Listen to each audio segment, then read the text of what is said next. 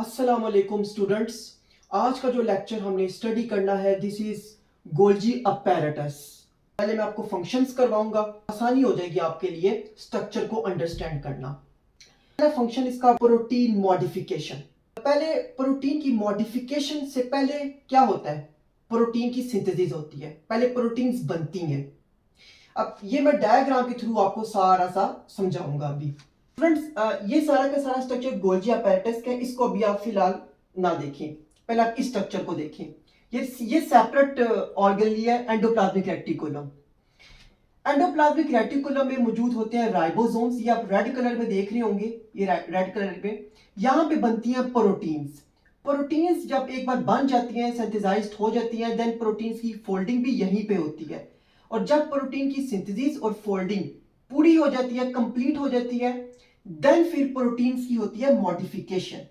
और ये प्रोटीन्स की मॉडिफिकेशन होती है गोल्जी अपैरेटस में। प्रोटीन्स ने एंडोप्लाज्मिक रेटिकुलम से ट्रांसपोर्ट होना है और कहां पर आना है, गोल्जी अपैरेटस में। और यहां पे इसने प्रोटीन से मॉडिफाई होना है, यानी इसकी प्रोसेसिंग होगी, इसकी मॉडिफिकेशन होगी। फॉर एग्जांपल एंटीबॉडीज की बात करते हैं। एंटीबॉडीज आपको पता है हमारी बॉडी की सबसे अहम तरीन प्रोटीन्स है, और ये प्लाज्मा व्हाइट ब्लड सेल्स बनाते हैं इन प्रोटीन्स को। व्हाइट ब्लड सेल्स में मौजूद ये एंडोप्लाज्मिक रेटिकुलम होता है, और ये एंडोप्लाज्मिक रेटिकुलम जो है ये एंटीबॉडीज को बनाता है। ये प्रोटीन्स जब बन जाती हैं तो इनकी मॉडिफिकेशन होती है। इस प्रोटीन्स के साथ अटैच होंगे शुगर ग्रुप्स, जिन्हें कार्बोहाइड्रेट कहते हैं। कार्बोहाइड्रेट ने अटैच होना है और इस तरह इन प्रोटीन्स की मॉडिफिकेशन होगी। ये एंटीबॉडीज की मैंने आपको बात बताई है। इसके अलावा बहुत से हार्मोन्स हैं, हार्मोन्स भी आपको पता है प्रोटीन्स हैं। गैस्ट्रिन हार्मोन्स, गैस्ट्रिन हार्मोन जो है वो डाइजेशन में बहुत अहम रोल प्ले करता है। और वो हार्मोन कैसे मॉडिफाई होता है, उसमें सल्फेट ग्रुप जो है वो अटैच होता है और उस तरह वो मॉडिफिकेशन होती है। तो इस तरह ये प्रोटीन्स की मॉडिफिकेशन जो है वो होती है। एंड देन आफ्टर जब प्रोटीन्स मॉडिफाई हो जाती हैं, फिर उसके बाद उनकी होती है sorting and packaging into vesicles. In vesicles में इन प्रोटीन्स ने जो है वो कलेक्ट होने, और ये वेसिकल्स फिर आगे से इन प्रोटीन्स को ट्रांसपोर्ट करेंगे आउटसाइड द सेल। सेल से बाहर ट्रांसपोर्ट कर देंगे प्रोटीन्स को, या फिर अगर प्रोटीन्स ने सेल्स के अंदर फंक्शन प्ले करना है तो वो फिर प्रोटीन सेल के अंदर ट्रांसपोर्ट होंगी, और ये ट्रांसपोर्ट ये वेसिकल्स ही ट्रांसपोर्ट करेंगे। जैसे फॉर एग्जांपल ये जैसे कि हार्मोन्स, डाइजेस्टिव एंजाइम्स, एंटीबॉडीज, ये सारी प्रोटीन्स हैं। ये पैक्ड होंगी इनटू, देखें कौन से वेसिकल्स में पैक्ड होंगी, are packed into secretory vesicles. Secretory vesicle एक स्पेशल काइंड है वेसिकल की, जिसमें ये सारी की सारी प्रोटीन्स, लाइक जैसे अभी मैंने सारे नाम लिए, हार्मोन्स, डाइजेस्टिव एंजाइम्स और एंटीबॉडीज, ये सारी की सारी पैक होंगी। और पैक होने के बाद ये एक्सपोर्ट हो जाएंगी आउटसाइड द सेल, सेल से बाहर। तो ये क्यों था इसका सारा फंक्शन। तो स्टार्ट करते हैं अब इसका structure. The Golgi apparatus consists of stacks of flattened cisternae along with vesicles।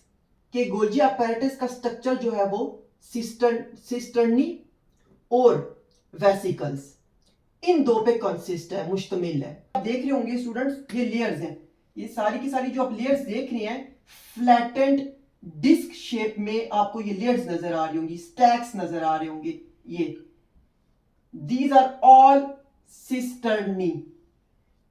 Next कहते हैं वेसिकल्स भी गोल्जी apparatus का ही पार्ट है, और ये वेसिकल्स जो है ये आप लास्ट पे देख रहे हैं, ये बनते हैं और देन फिर बर्ड ऑफ होते हैं, यानी कि रिलीज हो जाते हैं। अब स्टूडेंट्स ये आपको नजर आ रहा है, ये सारा का सारा रीजन सिस्टर्निक है। अब इसी रीजन को डिवाइड किया गया है 3 रीजन्स में, जिनको मैं अभी डिस्कस करूंगा। पहला रीजन है cis Golgi network, the entry face closest to rough endoplasmic reticulum. ये आपको नजर आ रहा है, ये फेस, ये जो फेस है ना, दिस इज ये सिस फेस है, और ये बिल्कुल क्लोज है रफ एंडोप्लाज्मिक रेटिकुलम से। ये आपको नजर आ रहा है रफ एंडोप्लाज्मिक रेटिकुलम है, ये इसके बिल्कुल क्लोज है, ये वाला एंट्री फेस या जिसे सिस फेस कहते हैं। आगे receives proteins from rough endoplasmic reticulum via transport vesicles। तो प्रोटीन्स जो एंडोप्लाज्मिक रेटिकुलम में बनेगी वो ट्रांसपोर्ट होंगी इस सिस फेस में, ये सिस फेस उन प्रोटीन्स को रिसीव करेगा। कैसे रिसीव करेगा? Transport vesicles. ये ट्रांसपोर्ट वेसिकल्स आपको नजर आ रहे हैं, इनमें होंगी प्रोटीन्स। प्रोटीन्स बनाएगा एंडोप्लाज्मिक रेटिकुलम और देन वो फिर ट्रांसपोर्ट वेसिकल्स की फॉर्म में इधर ट्रांसपोर्ट हो जाएगी सिस फेस में। ओके, नेक्स्ट रीजन आता है medial Golgi, the middle region where most modification occur. अब स्टूडेंट ये देखें आप, ये तो सिस फेस मैंने आपको बता दिया, यहां से लेके आप यहां से लेके यहां तक ये सारा पोर्शन आता है मीडियल में, मीडियल रीजन। इस मीडियल रीजन में होनी है मॉडिफिकेशन प्रोटीन्स, जैसे जो अभी मैंने आपको फंक्शंस में पहले आपको बताया था ना कि प्रोटीन ने मॉडिफाई होना है, तो वो जो मॉडिफिकेशन है वो होगी इस मीडियल रीजन में।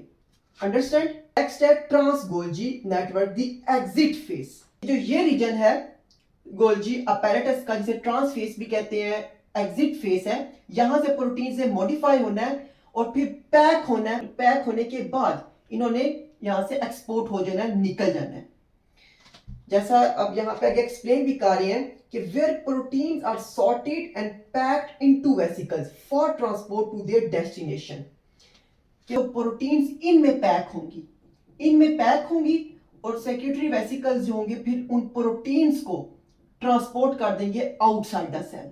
तो स्टूडेंट्स ये था सारा स्ट्रक्चर जो अभी हमने डिस्कस किया और फंक्शंस में आपको ऑलरेडी डिस्कस करवा चुका हूं। आई होप स्टूडेंट्स आपको लेक्चर आपने अंडरस्टैंड किया होगा, आपको पसंद आया होगा। अगर आपको लेक्चर पसंद आया तो प्लीज वीडियो को लाइक जरूर कीजिएगा और चैनल को सब्सक्राइब भी कर दीजिएगा। Thank you.